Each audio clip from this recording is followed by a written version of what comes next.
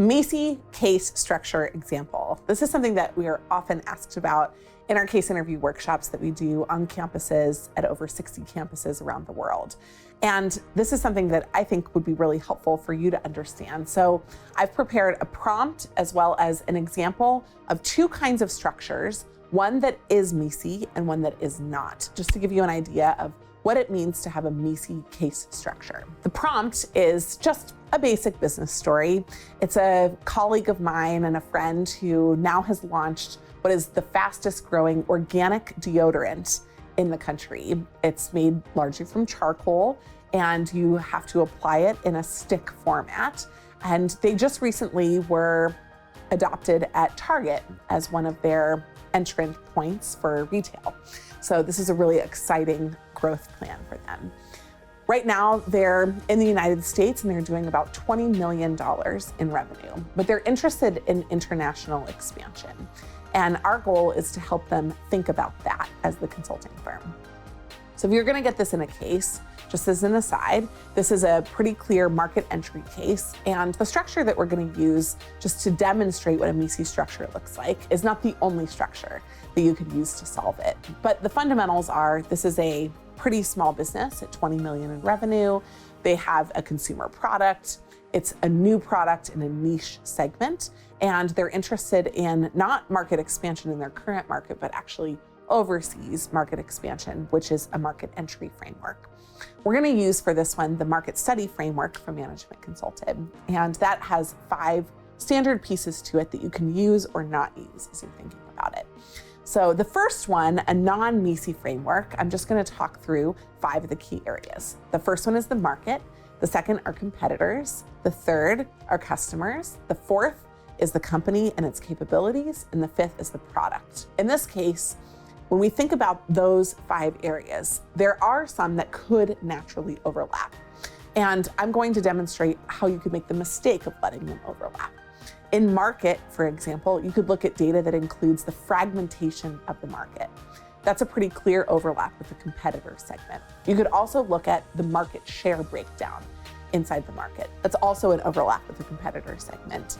And you could look at market growth rates, which is not an overlap. When you go to the competitor segment, you could talk about how market share has changed over time. That's a different data point, but it still overlaps with what you talked about inside the market. In addition, you could talk about relative market share. And even though we talked about fragmentation before, relative market share is going to use similar data. So again, that's one key area where you could have some overlap.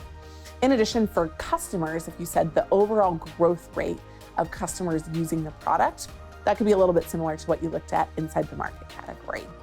And we could keep going, but it's not necessary to demonstrate that this is an issue, especially in these first 3 categories. When you're thinking about market, and you're thinking about competitors, and you're thinking about customers, fundamentally, when you sum up all the customers in a market, then they add up to the market in total. And when you fundamentally sum up all of the competitors that are selling in the market, not their total revenues, but the revenue in this segment, then you get the market. So these could be some naturally overlapping buckets, and you're not going to be able to be MECE or mutually exclusive and collectively exhaustive by using them.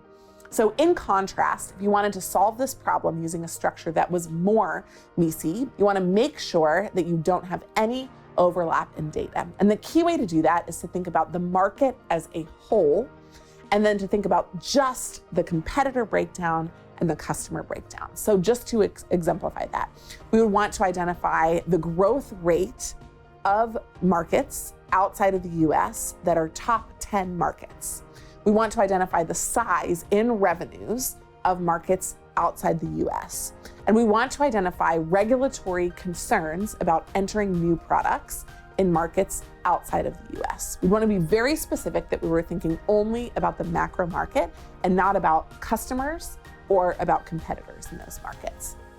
Secondarily, we'd want to think about the dominance in the competitors bucket of certain areas. We'd want to think about market share by market of key international global players.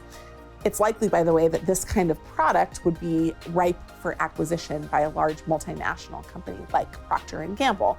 So we'd want to identify what their market share was in key markets. If one of their key market share areas was Germany, we might want to enter Germany first. And we want to be really specific that we're thinking about the competitor bucket in terms of the future plan for the business. We also might want to identify fragmentation across current markets. We might want to identify the growth rate of competitor products. We might want to identify 3 key features of competitor products, such as their price, their brand positioning, and their marketing strategy. When we go over to customers, we want to make sure that we weren't thinking about the market as a whole, but we were thinking about customer segments.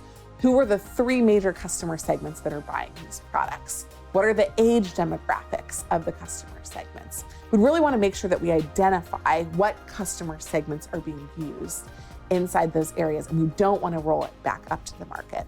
So as you're going through your interview process, make sure in a situation like this or any others that you come across that you're being MECE, that you're not overlapping any of your categories. You don't have to worry as much in cases about being the C, the collectively exhaustive. It's not as important, but being mutually exclusive is key to efficiency in solving case interviews. We hope that you enjoyed this video on being MECE in case interview structure. If you have questions about case interview structuring, we would love to help. And we do reviews of case interview structures, as well as we have structure drills on the website. So please make sure that you check out everything that we have for you at managementconsulted.com.